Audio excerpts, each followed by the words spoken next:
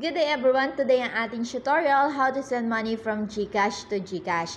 Pero kung interesado kayo sa topic na how to transfer money from GCash to any bank without fees, meron na tayong tutorial niyan. Ilalagay ko na lang yung link sa may comment section.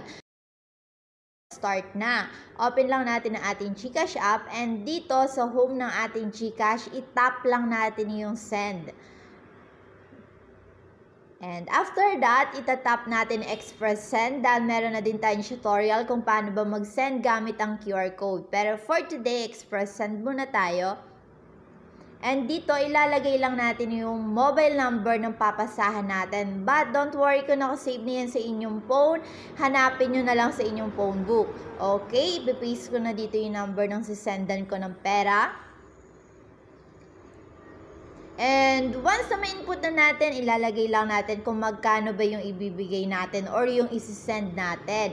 And makikita nyo na din naman dito kung magkano ba yung available balance ng inyong account.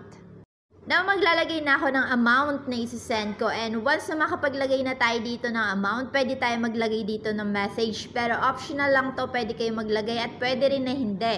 Ita-type ko dito, give, and after that, pwede na natin itap yung next. Ganun lang kabilis. And here, makikita na natin, bago natin i-confirm to or i-check yung box, make sure na tama yung nailagay nating mobile number. Kasi, kapag may mali tayo dito, kahit isa lang, mahirap na ma-reverse yung amount na sinend natin.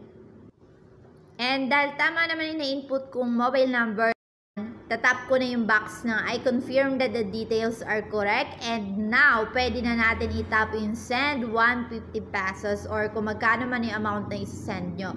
And hintay lang natin ma-process. And eto na yung pinaka-resibo. Pwede nyo tong i-download para in case na magka-problema, hindi na-receive ni receiver, pwede tayong mag-send sa may customer support ni GCash. Okay, hanggang dito na lang ang video natin for today at kung meron kayong mga katanungan or suggestion content, ilagay nyo lang yun sa may comment section. Thank you for watching and stay blessed.